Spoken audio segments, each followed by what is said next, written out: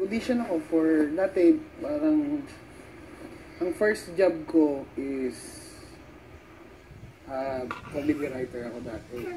Sulat ako, mga jokes, ganyan, mga story. Tapos pagkatapos nun, may, gumagawa kami ng mga videos. Sa YouTube, mga viral videos. Kung ano lang, parang kalokohan, mga kalokohan. Tapos nung may nakapanood ng video ko, ina niya ako, parang invite niya ako for stand-up comedy. So, yung stand-up comedy, nag-practice ako nun. Parang for 1 year, nag-open mic ako. So, we have open mic. Pero yung stand-up namin, it's not yung parang kumakanta, pure stand-up. Yung parang sa US. Stand-up comedy yung parang sa US. Yung straight stand-up comedy. Tapos, 1 year ako dun. Yung nagpa-practice ako, nagkaroon ng audition ng Funny One. Yung Funny One is male comedy search ng Showtime. So, sumali ako, nakapasok kami. Ang dami rin, Luzon, Visayas, Mindanao din, ganun din, audition, may mga, maraming komedyante din yung tapos luckily, nakapasok ako, nag-top 10 ako. So, yung top 10, kailangan nilang maglaban-laban para maging, syempre, may champion. Pinili kami nun, dapat dati, mga top 26 kami, top 26, tapos, nag-perform kami sa mga boss sa ABS dati. Dami nila, lahat ng boss, executive, director, andun sila sa isang panel. Sabi sa amin, o sige, magpe-perform kayo, pero may mga boss, sabi gano'n, 3 sila, tapos di nyo naman sila makikita. Pagpasok namin, nandun sila, panel, pagpasok sa stage, nandun yung mga boss, nandun din so, dagdag ka ba, gano'n, dagdag, parang pressure. Pero yun,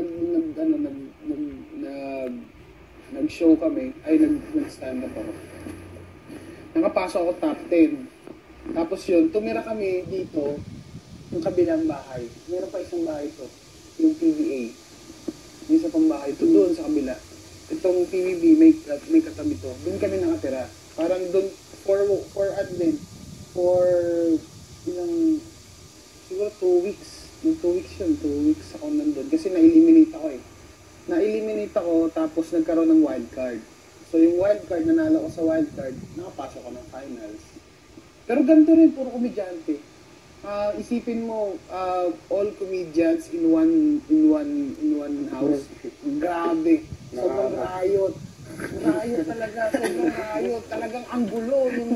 May nangyayari dyan, may nangyayari dito, kahit yung mga nakaupo lang, basta magulo. Tapos pares kami, kumakain kami, sabay-sabay. Tapos, pero ganun din, may nai-eliminate, may aalis. Na kailangan mag-pack ng tape. Parang PBB ng komedyante. Sabi ko nga parang PBB siya ng komedyante. Pero kung 24/7 din yung kasi may mga drama din eh. So, kailangan mo magsulat ng sarili mong material. Ang problema,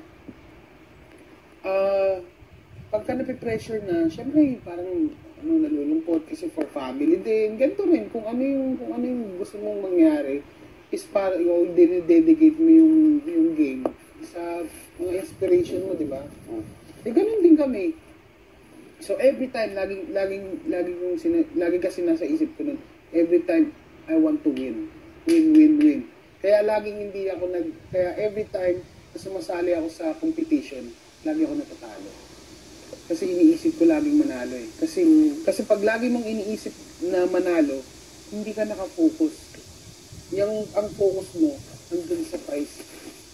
Kasi ang pinaka iniisip ko nung dati kasi, meron akong parang utang, may debt ako na parang kailangan kong bayaran na sobrang laki.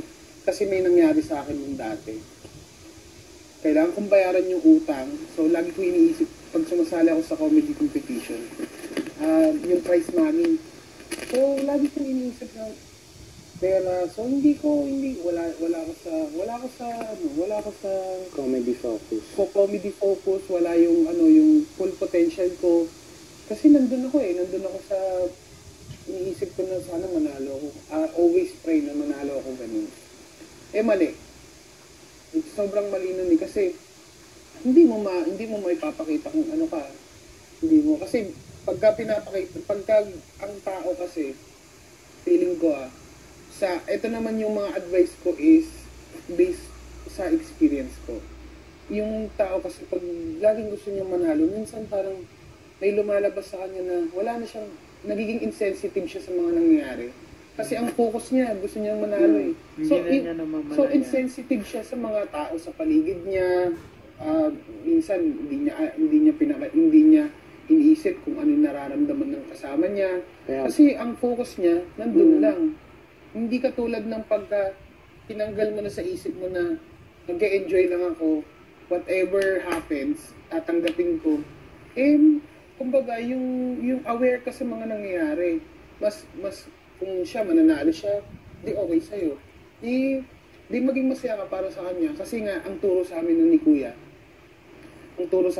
yung mga things, mga material things, pwede mong kitain yan. Dalong way, along the way, makikitain mo yan. Kotse, bahay, pero the values na tinuturo ng experience mo is iba. Priceless. So, yun ang nangyari. Nung nakapasok ko ng wildcard, kasi iniisip ko lagi, prize money. Kasi ang iniisip ko din, manalo ko. Kasi yung dad ko, yung father ko, hindi siya naniniwala sa comedy. Yung parang typical parent na Serious. Hindi naman serious, parang typical parent na I want you to be that. Parang ganun, parang gusto ko, kasi parang successful siya. So kailangan, iniisip niya, dapat ako successful na katulad niya na may profession. Iba ako para sa family, ako yung ganyan, ako yung gumanyan. Kasi lahat sila engineering Pumasok yung ate ko, engineering na isa, yung kapatid ko isa, engineering. So, yung family namin, nandito, pinupunta nila yung tatay ko. Ako yung gumanyan. From engineering to comedian, di ba? Tapos iniisip niya, parang ang unang tinanong niya sa akin, kasi pag nagkikwento ako tungkol sa comedy dati, parang hindi siya nakikinig, o kaya sinasabi niya parang, tinanong niya ako nun, kaya ko ba niyang buhayin? Tinanong niya. So, alam ko na yun yung pinupunto niya. Sabi ko, parang hindi. Kasi, as a stand-up comedian dati, maliit yung kinikita ko Parang mga 1,000 a night lang. So, tapos 3 shows lang ako a week. 3 shows lang ako a month. So, hindi pwede. Hindi talaga. Kulang. Sobrang kulang. Pero I believe talaga na dito sa comedy, dito ko sabi ko gano'n, parang ipinakita ko sa kanya na dito talaga ako, gusto ko to, I love comedy, gusto ko mapunta pa sa akin mga punchline na parang tinipiga ko pa, gano'n. Kasi isang precious sa comedian is may marinig siyang tawa, gaganahan na siya. Pero pag yung nag-joke ka, tapos walang tumawa, nakakahiya. Ang hirap sa comedian mo. Ang hirap. Isa sa mga parang gusto mong sa stage. Parang meron kami meron kaming set of jokes. Pag mga 3 jokes hindi pa lumipad, hindi nga nakapagpatag, parang gumaganyan. Oh my God. Ang hirap. So lahat ng process na ganun, dinaanan ko for 1 year. Hindi tumawa sa joke ko, nakalimutan ko yung joke ko.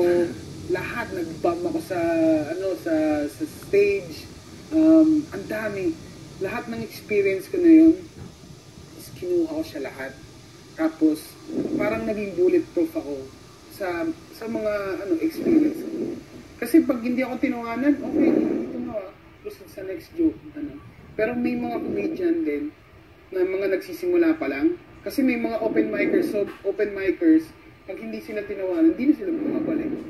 Pero dati, ang hirap. Kasi yung process na maging stand-up comedian ka bago ka magkaroon ng show, dadaanan mo yung process na talagang wala kang masulat, yung